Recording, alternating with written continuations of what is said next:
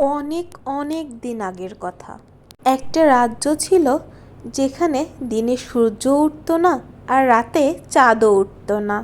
চারদিকে ছিল অন্ধকার, ঘন কালো অন্ধকার। মানুষ অন্ধকারে কাজ করে, অন্ধকারে হাঁটে, হাঁটতে গিয়ে হোঁচট খায়।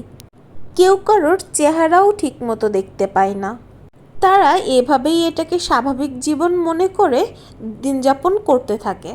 একদিন সেই রাজ্যের একটা গরিব কাঠুরে জঙ্গলের ভিতরে একটা পুরনো জিনিস পেল। মাটি ঝেড়ে মুছে দেখে এটা ছোট্ট একটা প্রদীপ। কাঠুরে এটা ভালোভাবে মুছে তার সাথে তার বাড়িতে নিয়ে এলো।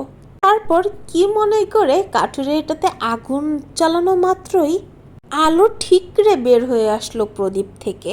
খুবই সামান্য আলো হলেও সেই আলোতে কাঠুরে প্রথমবার তার স্ত্রী সন্তানদেরকে দেখতে পেল।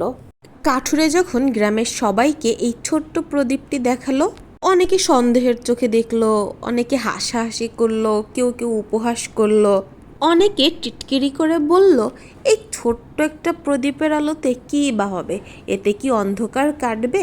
এটা আসলে কিছুই না। কাঠুরে আশাহত হলো না। সে প্রতিদিন রাত হলেই প্রদীপটি জ্বালিয়ে দিত। আশেপাশের প্রতিবেশীরা তখন লক্ষ্য করল কাঠুরের ঘরের সবাই এখন সাবধানে হাঁটতে পারে, কেউ হোঁচট খায় না, নিজেদের কাজগুলো রাতেও করতে পারে, বাচ্চারা প্রদীপের আলোতে বসে বই পড়তে পারে, তারা একসাথে হাসি মজা করে, গল্প করে। আস্তে আস্তে গ্রামের সবাই এই ছোট্ট প্রদীপের কার্যক্ষমতা সম্পর্কে বুঝতে পারল।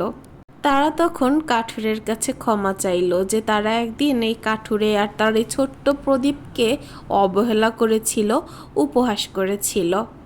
তারা তাদের কর্মকাণ্ডের জন্য লজ্জিত ছিল। তখন তারা সবাই এক হয়ে ভাবতে লাগলো কিভাবে আমরা এই প্রদীপটা আরও বানাতে পারি, যাতে কিনা আমাদের সবার ঘরে এমন আলোই ভরে ওঠে। দিন হোক বা রাত, তারা যাতে তাদের কাজ যে কোনো সময় করতে পারে।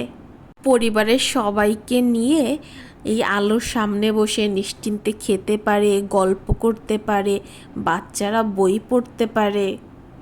ধীরে ধীরে তারা তাদের চেষ্টায় সফল হয়ে উঠল, আর তারা এমন প্রদীপ বানালো অনেকগুলো। পুরো রাজ্য তখন আলোয় আলোকিত হয়ে গেল। সবার ঘরে বাড়িতে তখন শুধু খুশি আর আনন্দ। এই গল্প থেকে আমরা কিন্তু শিক্ষা নিতে পারি। এমন ছোট ছোট ভালো কাজ আর সাহসী সিদ্ধান্ত কিন্তু অনেক বড় পরিবর্তন আনতে পারে।